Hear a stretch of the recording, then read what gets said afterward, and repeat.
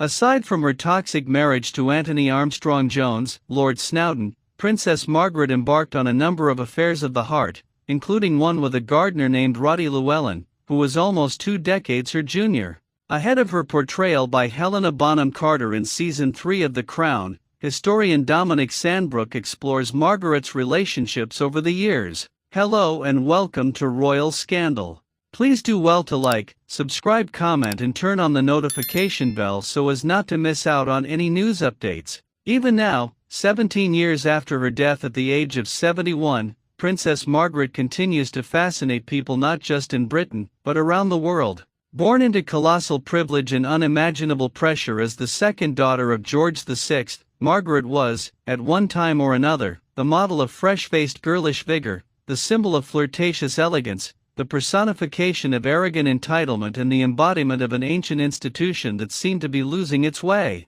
And if the Crown's Helena Bonham Carter can capture even a fraction of her extraordinary, world-class rudeness, then audiences are surely in for a treat. Born in 1930, Margaret was stereotyped as the classic naughty younger sister from the very beginning. The camera always loved her, and visitors often commented on her spiky personality. Full of character and very tart, one remarked when she was still in her early teens. She was a most attractive girl, lovely skin, lovely eyes, lovely mouth, very sure of herself and full of humor, recorded the diplomat Duff Cooper, who met her a few years later. Presciently, he thought she might get into trouble before she's finished. Number 1. Peter Townsen romance. She did. By the time her sister, Elizabeth, became queen in 1952, Margaret was already cementing her reputation as an acerbic girl about town, never knowingly seen without a drink, a cigarette, and a coterie of male admirers. Far more than her sister, she epitomized the new elegance of a society bent on banishing the years of rationing and austerity. She was more than a princess, she was a star. Indeed, in 1955 she even became the leading figure in her own soap opera, as the nation waited to discover whether she would abandon her royal role to marry her older lover, the divorced group captain Peter Townsen.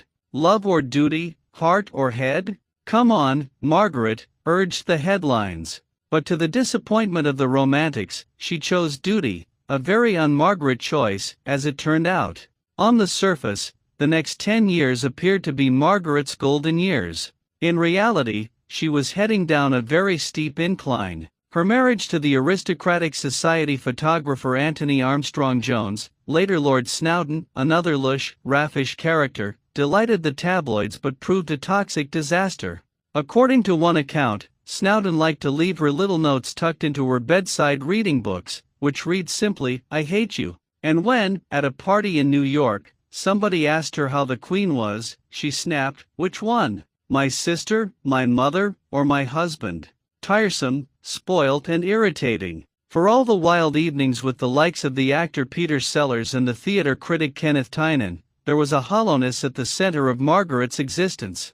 As the 60s slumped towards a gin-soaked end, even her friends found her sullen, maudlin and entitled. She was tiresome, spoilt, idle and irritating, wrote the diarist Sir Roy Strong. She has no direction, no overriding interest.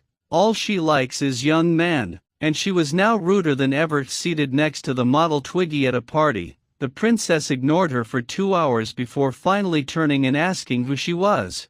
"I'm Leslie Hornby, ma'am, but people call me Twiggy," Twiggy said. "How unfortunate," Margaret said coldly, and then turned her back again. By the early 1970s Margaret's marriage was effectively over. She seemed to have aged overnight. After spotting her at another party, the photographer Cecil Beaton recorded that her eyes seemed to have lost their vigor. Her complexion is now a dirty negligee pink satin, the sort of thing one sees in a disbanded dyer's shop window. All in all, he thought she looked like Queen Victoria. Poor brute. "I do feel sorry for her," Beaton mused. "She was not very nice in the days when she was so pretty and attractive. She snubbed and ignored friends. But, my God, has she been paid out?"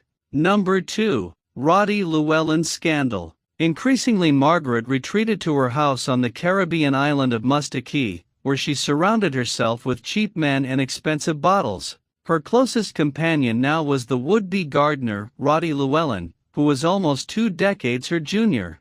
When, in the spring of 1976, Buckingham Palace confirmed that her marriage had broken down, Llewellyn found himself at the center of an international media storm, cast as the topless toy boy who had stolen the heart of the Queen's sister.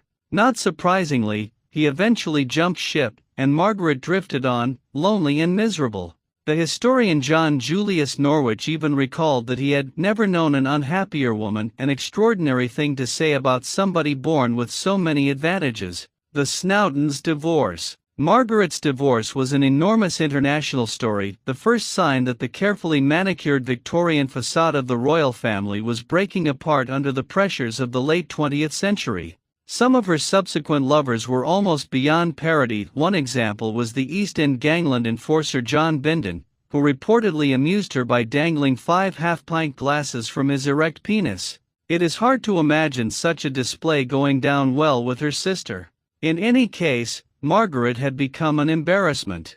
By April 1978, 7 out of 10 people agreed that she had damaged the royal family, and whenever her most outspoken critic, the Labour MP Willie Hamilton, laid into her expensive, extravagant irrelevance, people nodded with approval. As the criticism mounted, Margaret retreated ever deeper into an alcohol-soaked haze. According to one account, she was now so lazy that she tried to glue matchboxes to her gin glasses, so that she could keep drinking while she was lighting her cigarettes.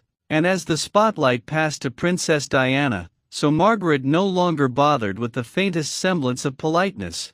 When she visited the Conservative MP Matthew Paris's constituency in the mid-1980s, Paris was shocked that Margaret seemed already drunk by mid-morning, and even more shocked when she told the caterers at an old people's home that their coronation chicken looked like vomit. But to experienced Margaret watchers, this was merely PR for the course, part of the long, sad decline towards her death in 2002. Margaret died on February 9, 2002 at the age of 71 after suffering a stroke and developing heart problems. What, then, should we make of Margaret? One of her biographers, Craig Brown, suggests that she became a nightclub burlesque of her sister, her life a kind of pantomime as tragedy, tragedy as pantomime. She was, of course, in a pretty unenviable position. For all the palaces, the jewels and the bouquets, she was the eternal spare part, doomed forever to be the naughty little sister.